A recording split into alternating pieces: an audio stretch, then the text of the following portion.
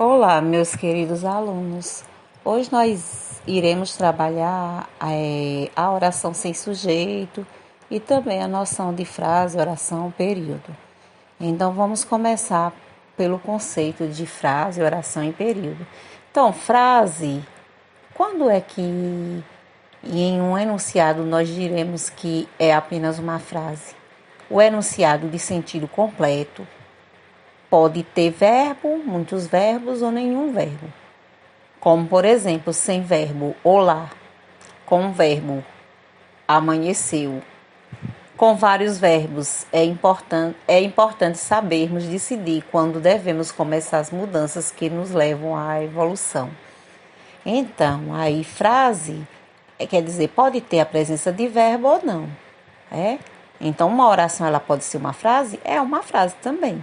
Agora, se não tiver verbo, não é oração, é apenas uma frase.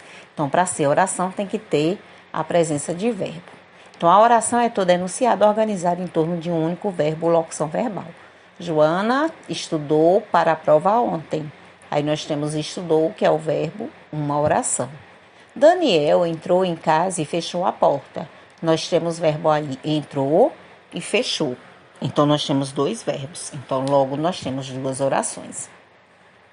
E período é o que? A frase constituída de uma ou mais orações, formando um todo com sentido completo. O período pode ser simples ou composto. Aí, no caso, se tiver apenas um verbo, vai ser período simples. É aquele constituído por apenas uma oração, que recebe o nome de oração absoluta. Por exemplo, o amor é eterno.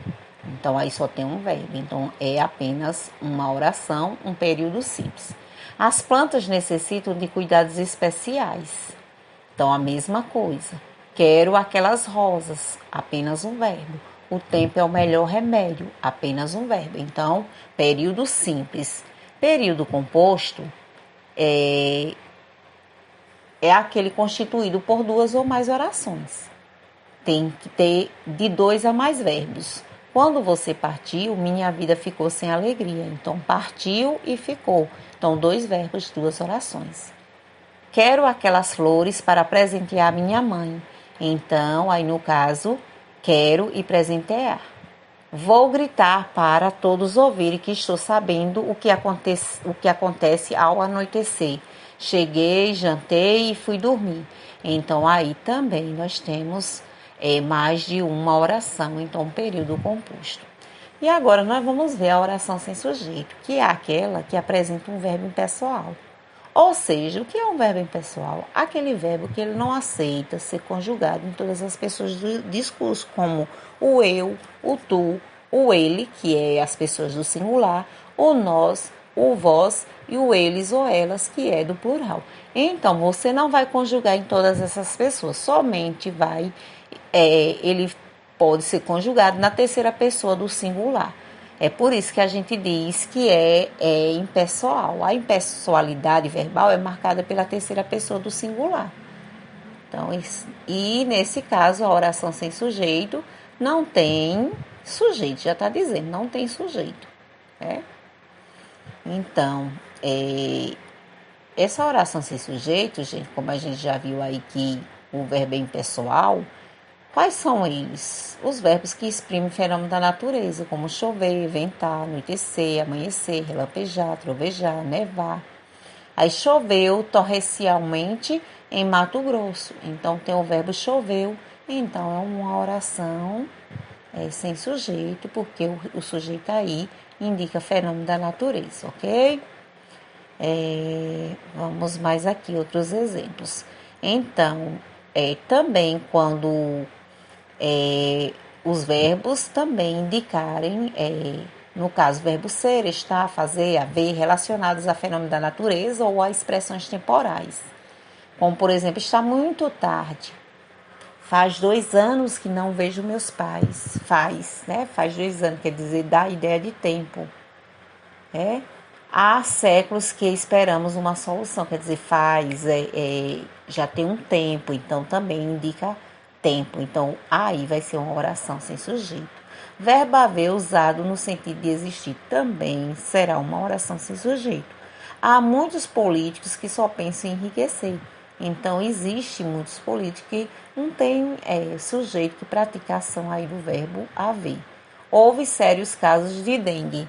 Havia momento em que eu não sabia o que fazer. Então, também oração sem sujeito. Aí, oração sem sujeito. Verbo existir, pessoal, portanto, quando ele for utilizado, deve ser feita a concordância com o sujeito.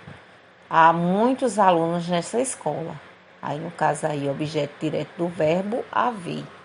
Então, aí, no caso, faz a concordância. Existem muitos alunos nessa escola, sujeito do verbo existir. Então, o verbo existir, ele pode também funcionar como verbo pessoal. Aprendo isso, que o verbo haver, quando ele tiver o sentido de existir, é oração sem sujeito. Mas o verbo existir, ele é pessoal, viu? Então, no caso, ele faz a concordância. Aí tá falando do verbo haver. Aí nós temos também aqui mais outros exemplos. Aqui o verbo fazer também, quando indica a questão de tempo decorrido, aí a oração também ela é sem sujeito. Aí tem os casos aqui já recapitulando mesmo, resumindo, verbo haver significando existir, acontecer, indicando o tempo passado. Aí no caso, aqui já houve grandes festas, não havia funcionários na escola. Verbo fazer indicando o tempo decorrido. Amanhã fará 10 anos que ele partiu. Verbo ser indicando o tempo, horas, data e distância. Agora são 11 horas, 11h30 da manhã. Verbos indicativos de fenômeno da natureza. Ontem à tarde ventou muito aqui. Então, nesses casos aí, o verbo haver, o verbo ser, indicando o tempo passado.